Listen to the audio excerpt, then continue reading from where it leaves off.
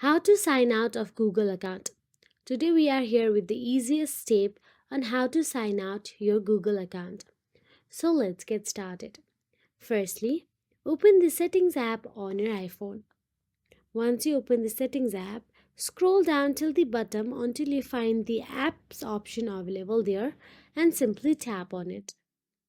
Now inside the apps, scroll down again and look for the Mail option available there. Then simply tap on the Mail.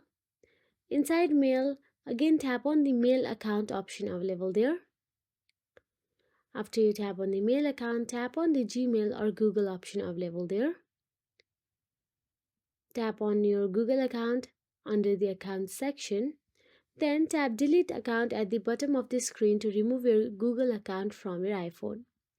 This will sign you out from all Google services on your iPhone, Gmail, Google Drive, and many more. If you want to sign out of one Google service like Gmail, you can sign out from that app only without affecting the others. If you found this video helpful, please like, share, and subscribe. And thank you so much for watching.